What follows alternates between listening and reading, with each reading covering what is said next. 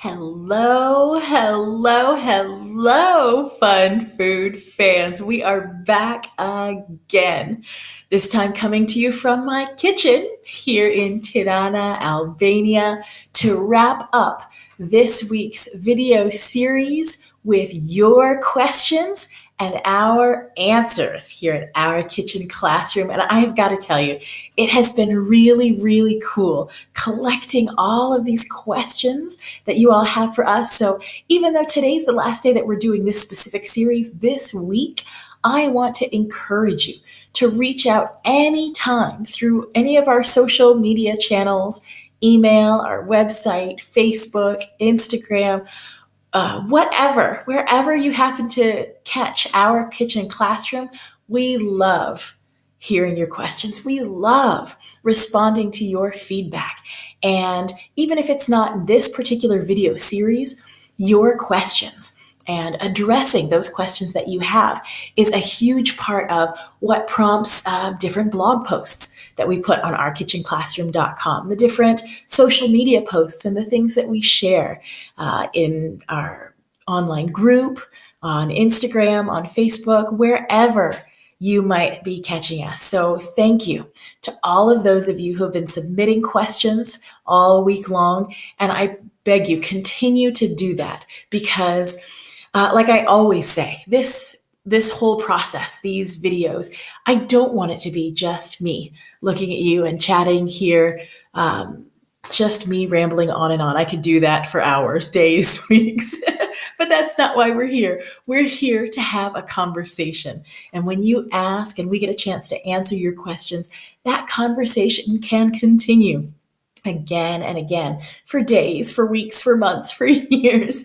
And all the people who come and join us in this space can continue to participate in that conversation. So let's keep the conversation going. We have got a couple more great questions that I'm going to address today that have to do with educational philosophies, homeschooling, world schooling, traditional schooling, unschooling, all of that crazy kind of stuff. And another question about the adjustment periods as we've shifted from living in one place to moving around the world. And then, of course, what are we missing? All right. So I have been enjoying the most amazing tea-soaked day today, and I am sipping on some masala chai, one of our most fragrant favorites. What are you drinking? Go ahead and leave me a note in the comments. Pull up your favorite beverage, and let's get started. Oh, before I get going, I just have to tell you, making more and more chai recently, I've had a chance to really begin playing around with what the chai wallas in India do with the massive pouring. Have you ever tried this? Leave me a note in the comments and let me know if you've ever seen it, heard of it, tried it yourself. It's a special method of frothing the tea, whereby the chai wallas lift and pour from one vessel to another from way up high so that it comes splashing down and crashing and it creates all these bubbles. I actually poured this glass when it was still quite a bit warmer over half an hour ago. And I don't know if you can tell, but there's this big, like thick froth of bubbles on the top. It's so much fun. I love bubbles. And it helps, I don't know, make the tea feel a little extra creamy with that frothiness and the contrast between the foamy bubbles and then the rich, milky tea underneath. Oh, it's amazing. If you haven't tried it, I would love to hear how you feel about it after you try it. Even if it's just pouring like from one cup to another for a little bit, give it a try. It's a lot of fun. All right. So the first question here comes from Celia, and Celia is asking, why did you decide to homeschool your son? And that's a great question, actually. For those of you who don't know me, let me take a moment to introduce myself. My name is Karen Ricks. I am the head chef here at our kitchen classroom, and I am on a mission. And that mission is to teach children of all ages how to celebrate life right now and how to love learning. And here at our kitchen classroom, we do that through food and through world travel. Now, I am an educator by profession, by training. I have been a Montessori teacher. In fact, our primary means of making ends meet, the work that we did when my husband and I first moved from the United States to Japan back in 2007 was teaching. Now, he was teaching specifically in English language schools, English conversation schools in Japan. And I actually left a Montessori teaching position in the States in order to join him a few months later in Japan. And I did some independent classes before we eventually opened up our own international Montessori school right there in our little town in central Japan. And so being an educator by training and having run our own international school, a lot of people are really surprised when, as we're traveling now, I mentioned that our son is not attending a traditional school. Now, he grew up in the school that we founded. In fact, we opened those doors when he was only 4 months old. So he knows school, but that school is still maybe not what you would expect from traditional schooling. In the Montessori tradition, the education is really child-centered and child-led. And so our son, who is now 7 years old and has been, traveling with us since we started this adventure back in, it's been about 18 months now, a little over a year and a half. He loves learning. In fact, we all do. I make a point of emphasizing that this world schooling adventure that we're on right now, it's not just about educating our child, but really about the education that we are absorbing here as a family, the educational opportunities that we create everywhere we travel, and the education that we are able to share with all the people that come in contact with us. And you, dear fun food fans, you get to be a part of that as well. You are a part of our audience. You are part of our students, and you are also our teachers. And that's something that we practiced on a daily basis in our Montessori school in Japan, and something that we continue to emphasize wherever we travel, because we are always, always learning. Now, it wasn't that we always intended to start a school. It had been part of the thought process from way back before our son was born, something that we had even discussed with the director of the school where I was teaching in the United States before we left for Japan. But it was always kind of something in the back of my mind that said, that'll come later. Maybe we'll start a preschool around the time that our child would be in preschool, maybe when he was 3, 4, 5 years old. And so when this opportunity presented itself for us to open our own school, it was really an extension of the education that we were already creating for our child. It was a broadening of the processes that I was already teaching in private lessons with Mommy and Me classes that I had been teaching in community centers all over our town there in central Japan. And so it was homeschooling, essentially, the homeschooling that I always wanted to do as a teacher and as a mother, the education that we wanted to create for our child. We simply chose to put it in a downtown building and open it up to like-minded families in our community to come and join us.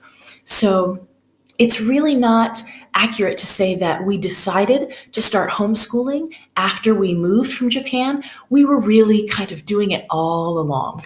It was just in a bigger and kind of more formal setting than it might have otherwise been. And I know so many homeschooling families that do something similar. They open their homeschool activities to other friends or family members within their communities. There are homeschooling cooperatives and groups that meet all over the world where families share the responsibilities and the joys of education together, bringing people from different backgrounds and with different areas of expertise and experience to come and help guide and nurture the young people who are following this educational process, this journey that they are on. And that's really what it is. Education is a journey. It's not something that is restricted to four walls, like what you think of in a traditional school. Now, don't get me wrong. I don't have anything against traditional school. I am a product of public schooling, as is my husband. In fact, we continue to investigate, inquire, and learn from people who are working in, teaching in, learning in public schools everywhere we go to. It's always an honor and a pleasure to be able to visit schools as we travel within different communities and learn how they do things that are similar to the way we do things, and also to kind of compare and contrast some of the differences in our different practices and educational styles and philosophies, because there is always so much to learn. So even before we had begun to embark on this world travel adventure, we were world schooling. And world schooling can take a number of different paths and methods and forms and shapes and sizes, but it's really about the educational journey that we are on, learning from everybody, everywhere you go, at every moment of the day. And it's an honor and a pleasure to be able to do that with our child as we travel the world. So thank you, Sia. That was a great question. The next question came from Kathleen, who was asking again about that transition from when we moved from Japan to go to Italy when we first started our world travel adventures. And she asks, how did your son adjust to making the change from living in a single place to moving all around? And, this is a great question, Kathleen, because so many parents that I talk to are interested in taking the leap, moving from wherever their hometown is, wherever the children have been born and where they've been raising them, to living abroad, wherever that might be for you, to just picking up and moving to a different city, a different state, a different country, a different cultural context, a different language, a different continent. It's fun and it's exciting. And let me tell you, you know who really needed the most time to adjust, not just physically, but mentally? It was the adults. Our son, who was 6 years old at the time, he just turned 6, he was thrilled to pieces. It was as if nothing had changed, even though everything had changed. And he was immediately diving into all the new experiences that were coming our way. My husband and I were bombarded. We're trying to really fight and focus to maintain a sense of normalcy, this regular schedule. And yet everything had really changed. And he was so able to easily go with the flow. And there are still times when I laugh as I look at my son and I think, wow, he's just got this. This is a piece of cake for him. And it's really me who has to take a moment to step back and say, you know what? We're doing things in a different way. We are educating in a different way. We're living life in a very different way. And so it's me that has to stop and change my thinking, change my expectations, change my perspective, come around and look at things from his point of view, from a different cultural point of view, from just a different set of expectations, because the life that he is leading, his childhood, that doesn't look like my childhood. That doesn't look like my husband's childhood. It looks radically different. And so we as parents have to think in a radically different way. And it's exciting for me to watch this little 7-year-old who's got all the energy of a Tasmanian devil and the Energizer Bunny all rolled into one on steroids, like times 100, because he is so quick to roll with the punches, to go with the flow, to take on this new idea, this new aspect of our adventure, wherever it might be, and just run with it. And we're the ones who are struggling to catch up and be like, oh, yes, of course, we can do this, we can do that, even though we have no experience with this before. That childlike enthusiasm, his curiosity that says, well, what happens if we just do this? And then goes and does it. It's wonderful. It's magnificent. It is magical to behold. And there are times when I really wish that I still had that same sort of faith that my curiosity is always going to lead to a positive outcome. And I use him. He is my inspiration, my motivation to continually challenge my expectations of what learning, of what travel, of what life has to look like, because it doesn't have to look like anything. So thank you, Kathleen, for a great question. Every time we pick up and move, we're all still adjusting, but he's not the one to worry about. If you're going to worry about anybody, you can worry about us adults here. We're just struggling to keep up with him and his amazing, wonderful, powerful playfulness. Mm.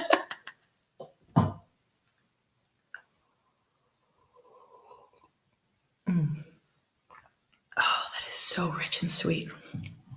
Okay, so the last question I'm going to address comes from Gemma, and Gemma asks, what, if anything, do you think that your child is missing out on by traveling the world and going on all these amazing adventures and not attending traditional school, just living life differently as we are? And I can say with complete and 100% absolute certainty, I don't think he's missing out on a thing. I really and truly don't. In fact, there are times, like I said, his childhood, that's not my childhood. And sometimes I'm a little jealous. um, we have had the opportunity to attend schools, and we had the opportunity to not attend schools. And he makes friends no matter what.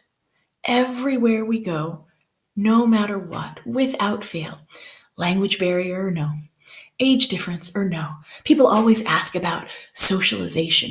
Well, how is he going to have the opportunity to socialize, especially with other children his age? And let me tell you, this child takes advantage of more opportunities to socialize with children his own age, with children who are much older and much younger, with adults. He gets more social interaction right now as we travel the world than any child his age that I know. He is outgoing. He's the sort of person that, will walk up to complete strangers and pick up a conversation. With all of the wild curls and his crazy energy, he attracts a lot of attention wherever we go. And it is not uncommon for him to be standing in the center of a tour group somewhere. In fact, that happened to us just a couple weeks ago out here in the square, where some people were really excited to see him and they wanted to take pictures of him. And so he was over there, taking selfies with a bunch of complete strangers, chatting them up and making friends. And one of these guys actually came over to me and he said, "Your son said he's from Japan. He doesn't look Japanese. How does that work?" So, no, I don't think our child is missing out on anything really. In fact, quite the opposite. I think he has some of the most incredible opportunities to learn in the most fascinating ways at his own pace and following all the amazing and incredible things that interest and excite him. I'll give you the perfect example. We have been just shifting here, transitioning in the time between summer when it was blazing hot outside, times we couldn't wait to turn on the air conditioning and crank up all the fans here in our apartment, to fall. And some of this fall weather that we have been experiencing, it's gotten a little chilly for me. Now, keep in mind, in the last year and a half plus of travel, we've basically been chasing summer around the globe. So this is the first time that we're really planning to kind of, dig in as the weather gets significantly colder. And so we've gotten to talking about, what sorts of things can we do to keep our bodies healthy and strong, to stay warm, to provide the sorts of warming comfort foods that we really miss and that we haven't really tucked into so much since we've started our travels. Well, let me tell you, that's where this masala chai is really coming into play, because it is so warming, especially with all that extra ginger that we've been adding in here lately. Mm. But in that vein, our little Sue has taken to making his own broths. And this is a project that he has embraced wholeheartedly. In fact, I think I mentioned in a video earlier this week that he was so excited about one of these broths that he made that as soon as he finished, we turned on the camera so that he could tell you about it. So make sure you get over and check out our YouTube channel so that you can see his thoughts on the process of making this broth that took him right back to his hometown. It's been wonderful to watch him light up as he just dives into something that fascinates him, that motivates him, that helps to satisfy that natural, childlike curiosity with which we're all inborn, and being able to guide him on that journey so that he can take those deep dives, so that he can satisfy the questions that are burning in his heart that he needs to know those answers to. That is a huge part of the reason that we are on this journey that we are on as a world schooling family, as a family of entrepreneurs, as cooks who love to hang out in the kitchen. This process of him making those broths and practicing so many of the different kitchen skills that we do all the time, and translating it back to some of the different countries and cultures in which we have created different traditional recipes like that, some of the different cuisines that we have touched on. These are some of the fun things that we love to do, not only as we move from place to place, but also as we cook with you and families just like you all over the world, like our upcoming Fun Family Food Workshop. It is so amazing to watch the eyes of a child light up to say, I can do that all by myself. And not only that, I want to do it all by myself. And as I watched our little Sue earlier this week, as he made broth after broth, adjusting the seasonings and adding this or that ingredient or leaving something else out, he says, stand back, Mommy. I've got this.